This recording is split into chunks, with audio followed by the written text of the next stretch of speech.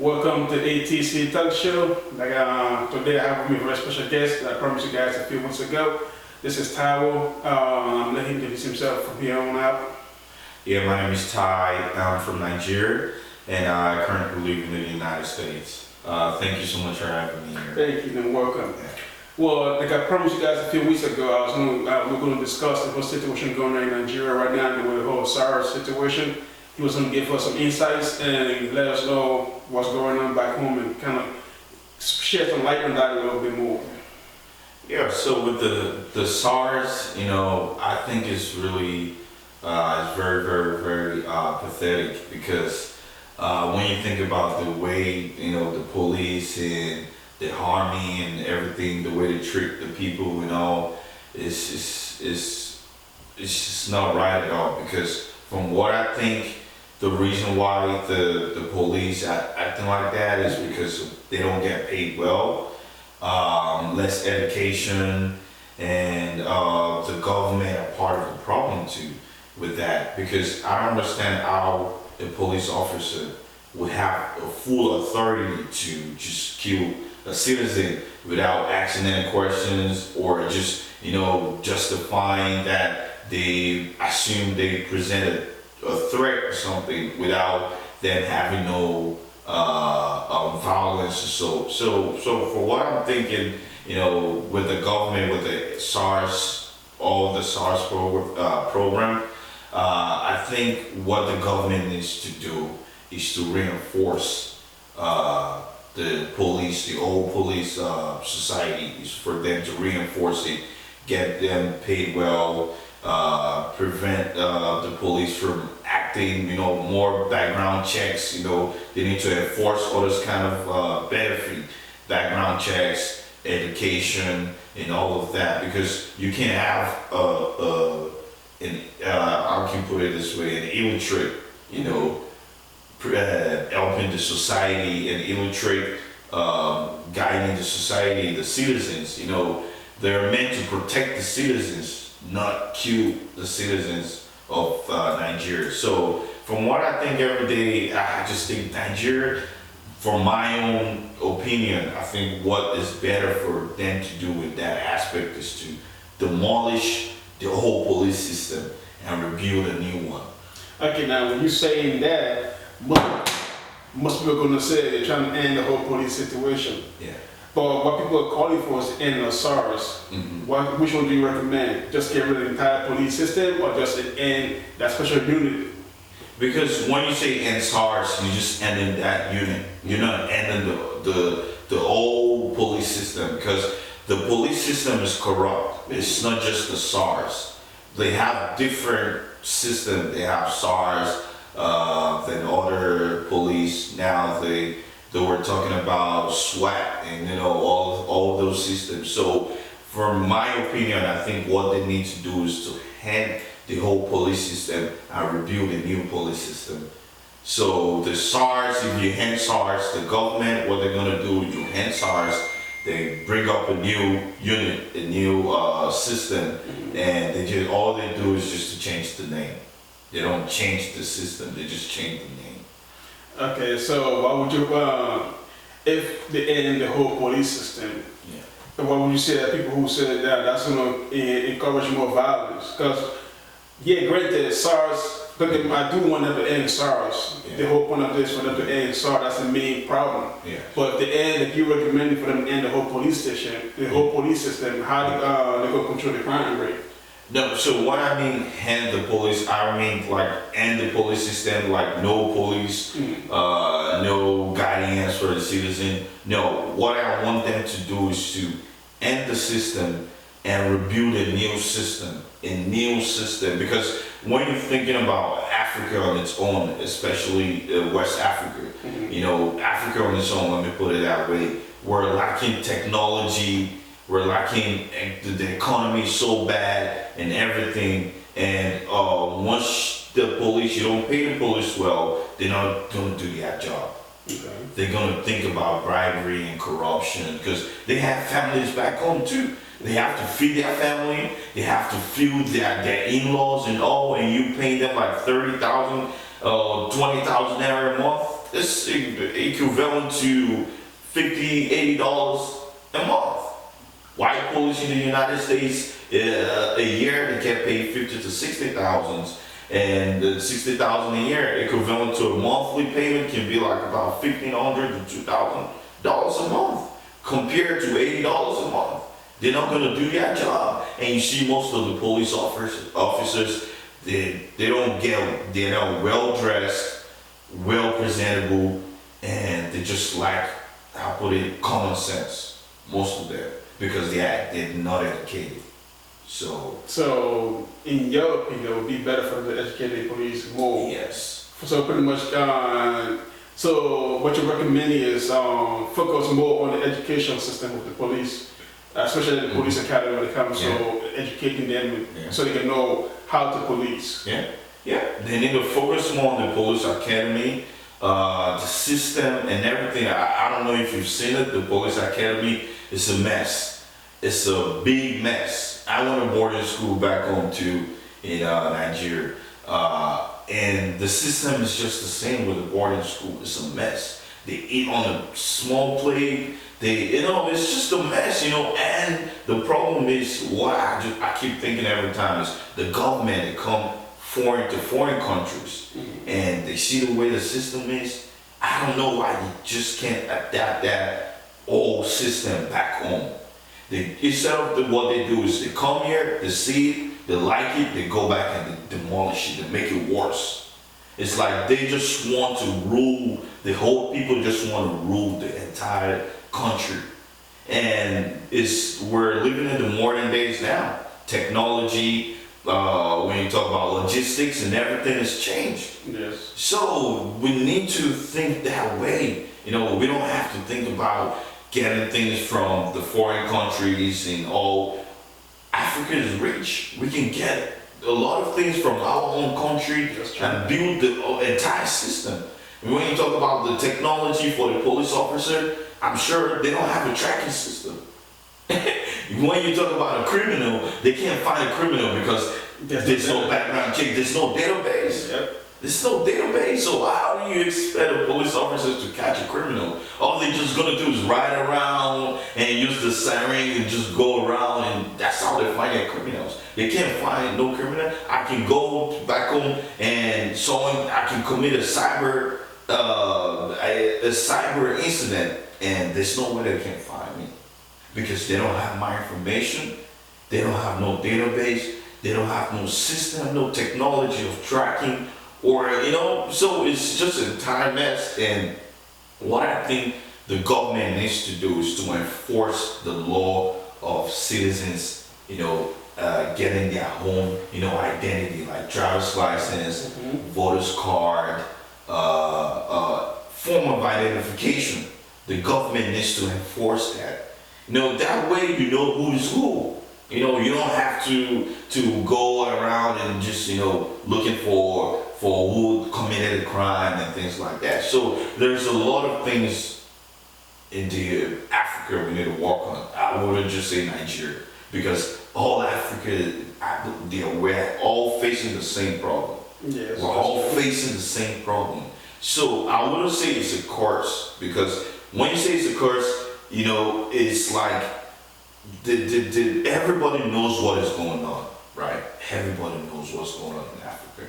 And when you know what's going on, most of the people, like the celebrities, they're part of the problems too, because they don't invest in the country.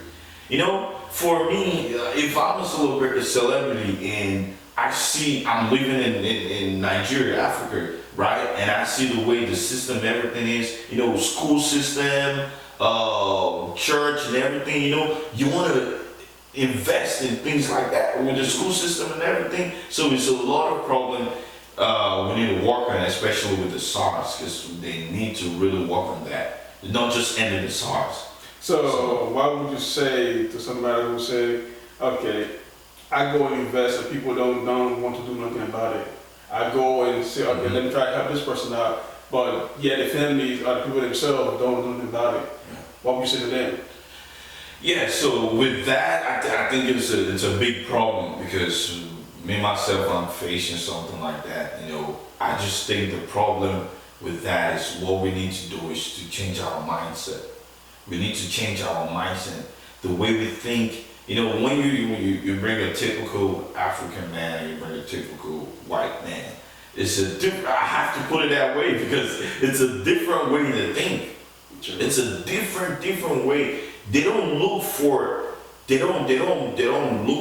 circumstance. They don't look for the challenges. They look at the goal, the end goal, and that's how Africa we need to think. You want to build a company. You don't look at the money's going to be a problem, bringing capital and all. It's going to be a problem, but you want to look at the end goal. You want to bring a solution. That's what you want to do, and that's how people in Africa right now needs to think. We need to bring solutions, not bringing more problems. We need to bring electricity is situation. Do you know?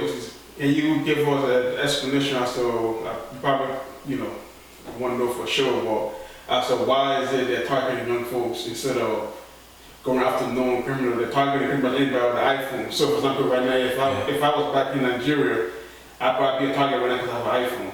Yeah. Do you know why is that? Honestly, I wouldn't know the reason for that. The reason why they're thinking that way. But what I can say is that for them targeting young folks because of the way they dress and the way what they have, the phone, what they're driving and all, it's because one thing going on now is because of the way people think of Nigerians, of scammers, and cybersecurity, where you heard about Hush Puppy, things like that. So it's just a way for the government just to cause chaos in the entire country.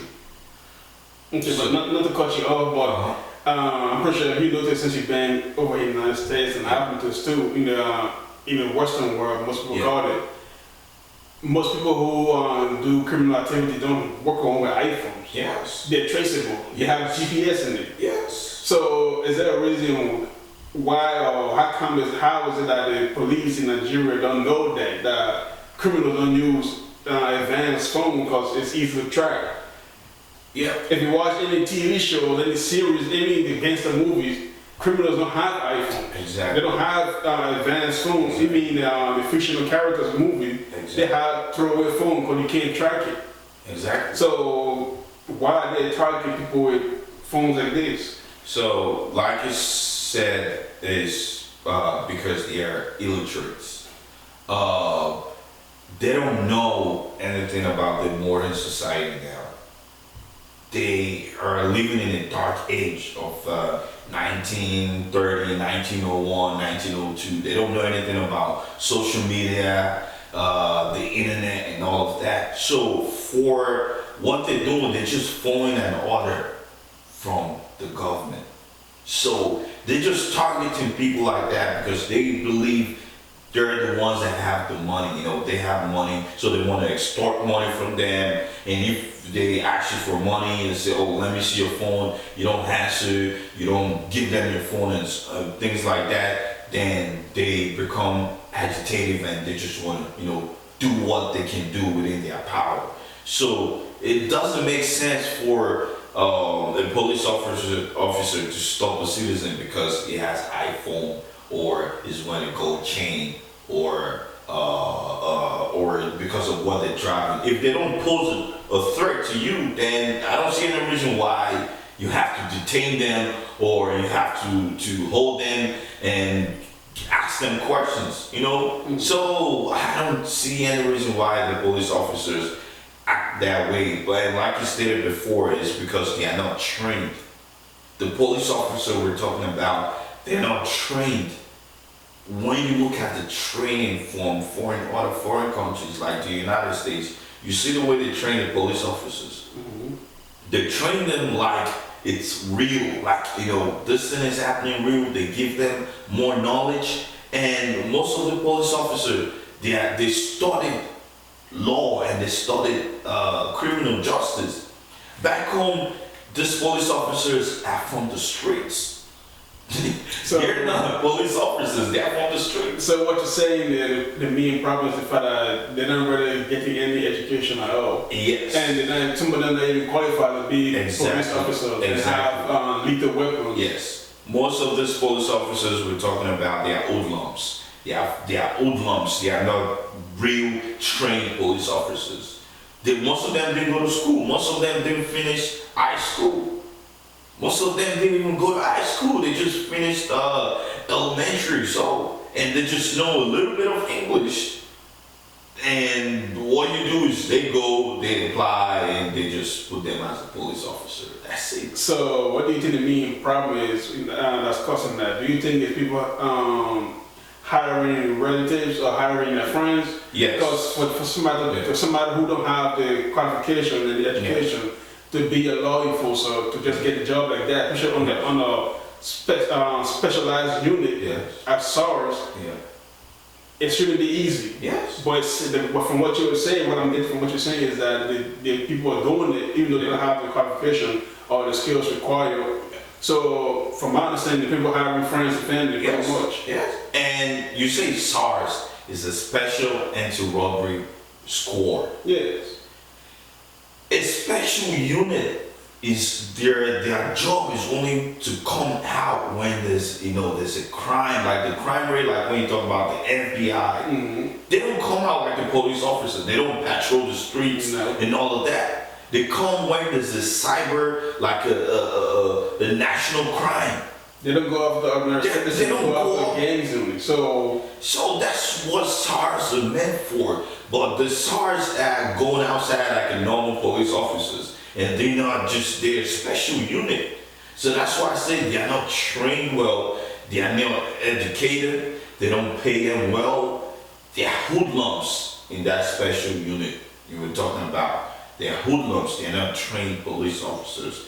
So what I'm saying and what I'm saying the government to do is for them to change the entire system, the entire police system. They need to change it. They need to hire more educated people, qualified people, more qualified people, more educated people. They need to change the system, improve the system, and improve their technology and database. That's what I would say for the government back home. That's what they need to do. So I know you still have families back home. Yeah. How are they faring with the whole situation? How do they feel safe, or are they afraid of the whole? Like, how's the travel? How's the movement back home? Do they feel comfortable moving around the streets at night or daytime? Well, now it's daytime anyway. It's still scary. No, it's terrifying. It's terrifying for you walking outside your home and thinking the police officer are meant to protect you, but no, they're there to kill you. So it's going to be terrifying, and it's terrifying for them back home because what they see now is just, the crime rate and everything, the killings and all, it's just too much. Nobody's safe back home anymore. So for my family back home, most of them are not safe because it's terrifying. So that's what I can say, it's terrifying for people back home, especially with people thinking of going back home. It's terrifying. Yeah, that is very terrifying. Because people back home with an iPhone, you're likely to be a target. Yeah, it'd be a target. So, it's ridiculous. I don't see why police officers do that like that. In the law, police officers are meant to protect the citizens, not harm the citizens. So my next question is from a guest, from one of my viewers. Is there anybody who do they have a unit or civil society set up to watch the SARS unit? Is there any investigation going on into them to make sure they're following the constitution of the land, or make sure they're following the guidelines of their unit? No.